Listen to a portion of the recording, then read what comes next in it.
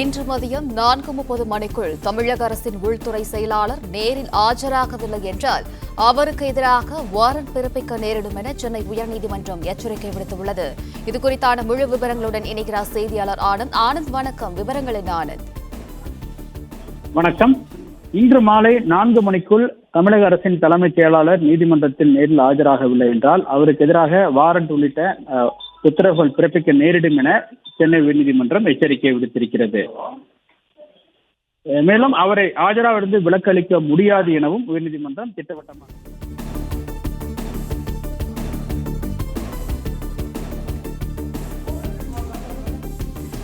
இன்று மாலை 4:30 மணிக்கு நேரில் ஆஜராகவில்லை என்றால் உள்துறை செயலாளருக்கு எதிராக பிடிவாரண்ட் பிறப்பிக்க நேரிடும் என்று உயர்நீதிமன்றம் எச்சரிக்கை விடுத்துள்ளது.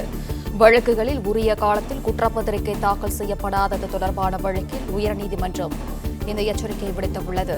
புலன் விசாரணை முடிந்த பின்பு நீதிமன்றங்களில் குற்றப்பத்திரிகை தாக்கல் செய்யாமல் இருப்பது இது முதல் வழக்கல்ல என்றும் உயர்நீதிமன்றம் தெரிவித்துள்ளது. நேரில் ஆஜராவதிலிருந்து உள்துறை செயலாளருக்கு விலக்களிக்க முடியாது என்றும் உயர்நீதிமன்றம் தெரிவித்துள்ளது. முழு விவரங்களுடன் இணைகிறார் செய்தியாளர் ஆனந்த். ஆனந்த், வணக்கம். விவரங்களை நீங்க பதிவு பண்ணலாம். வணக்கம். உள்துறை செயலாளர் நேரில் ஆஜராவிலிருந்து விலக்களிக்க முடியாது எனவும் இன்று மாலை 4:30 மணிக்குள் தமிழக உள்துறை செயலாளர் நேரில் ஆஜராகவில்லை என்றால் அவருக்கு எதிராக வாரண்ட் உள்ளிட்ட நடவடிக்கைகள் எடுக்க நேரிடும் எனவும் உயர்நீதிமன்றம் எச்சரிக்கை விடுத்திருக்கிறது.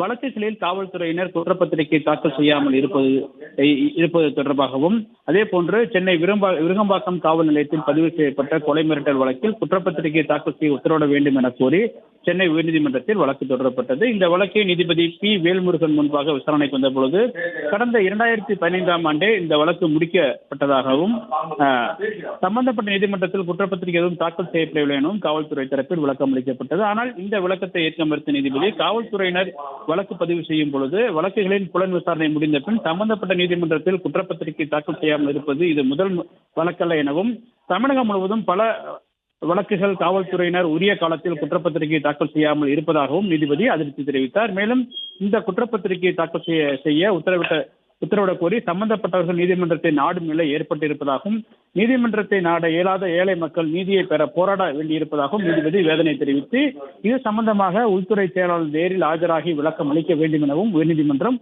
உத்தரவிட்டிருந்தது.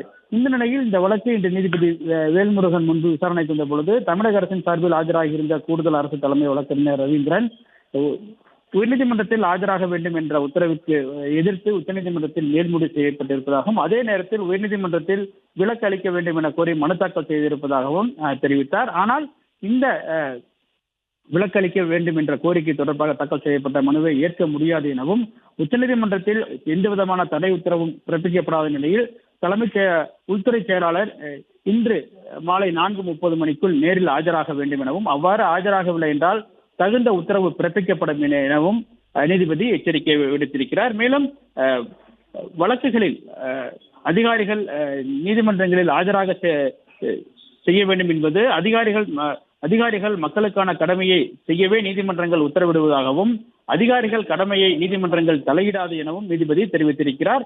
எனவே இன்று மாலை 4:30 மணிக்குள் உள்துறை செயலாளர் நேரில் ஆஜராகவில்லை என்றால் அடுத்த உரிய உத்தரவு வாரண்ட் போன்ற உரிய உத்தரவுகள் பிறப்பிக்க நேரிடும் எனவும் எச்சரித்து விசாரணையை 4:30 மணிக்கு தள்ளி வைத்திருக்கின்றார். விவரங்களுக்கு நன்றி ஆனந்த்.